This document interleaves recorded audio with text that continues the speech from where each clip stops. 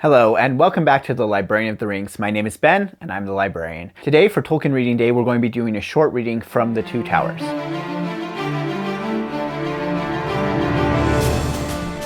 Welcome back. Today happens to be Tolkien Reading Day, March 25th, and it happened to be the same day that I was going to release a video, so I decided to do a short reading for you. Now, you might be wondering what Tolkien Reading Day is if you've never heard about it before. Tolkien Reading Day, it celebrates the day the ring was destroyed, which was March 25th in the Lord of the Rings calendar. So this day has been established by the Tolkien Society as a day to read Tolkien and to celebrate the reading of Tolkien. So there's a lot of readings being done. There are some official ones being done by the Tolkien Society along with the Prancing Pony podcast that were done, I think, on Saturday as kind of a day when a lot of people would be available for that. But today is Monday, March 25th, 2024, and I wanted to do my reading today. So the theme for this year's Tolkien Reading Day is service and sacrifice. And so I've selected a reading from The Two Towers. This is my old copy of the edition that came out when the movies came out. And this is going to be at the very end of the book in the chapter, The Choices of Master Samwise. I don't know that there's any character more than Sam that illustrates the ideas of service and sacrifice. And though this is him when he is in Caer Thungol,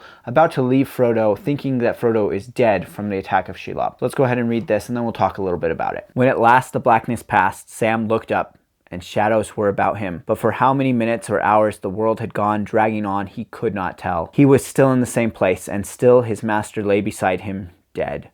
The mountains had not crumbled, nor the earth fallen into ruin. "What shall I do? What shall I do?" he said. "Did I come all this way with him for nothing?" And then he remembered his own voice speaking words that at the time he had not understood himself.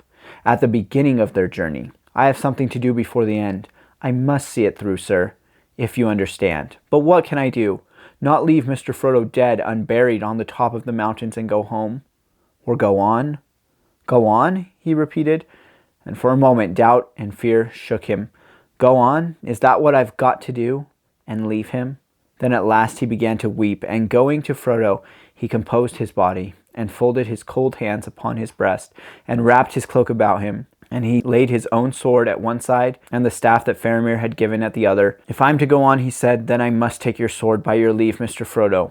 But I'll put this one to lie by you, as it lay by the old king in the barrow. And you've got your beautiful mithril coat from old Mr. Bilbo, and your star glass, Mr. Frodo. You did lend it to me, and I'll need it. I'll be always in the dark now. It's too good for me, and the lady gave it to you, but maybe she'd understand. Do you understand, Mr. Frodo? I've got to go on." So this is a beautiful passage and a beautiful scene. The whole chapter is really, really wonderful writing by Tolkien. And here we see Sam illustrating his service to Mr. Frodo, which has been undaunted throughout the book. He has always been there. And now we see his greatest sacrifice, where he has to leave Mr. Frodo behind, or at least believe that he's leaving Mr. Frodo behind. For the good of the quest, he has to understand that he has to sacrifice what he thought was his job, which was caring for Mr. Frodo, for the good of the quest. Sometimes people look at this passage, and as it goes on, you'll see his decision to take the ring, and they'll say that maybe Sam shouldn't have taken the ring. But if Sam didn't take the ring, as he deduces here, the ring would have fallen into the enemy's hands. Even though Sam only carries the ring for a brief period of time, if he didn't make this sacrifice here, to leave Mr. Frodo behind, then the whole quest would have failed. This is his big moment where he has to make this decision and decide that the quest is even more important than his devotion to Mr. Frodo, who he believes is dead. We see other elements of sacrifice here.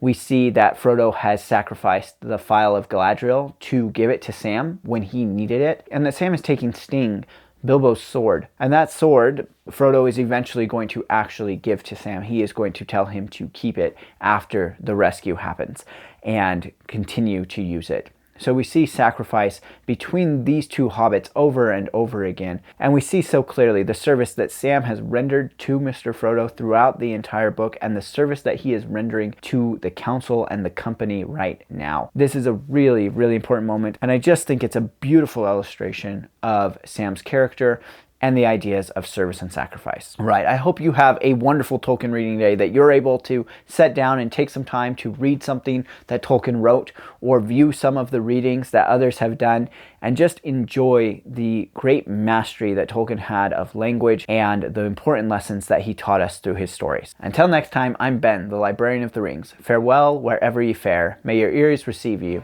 at your journey's end.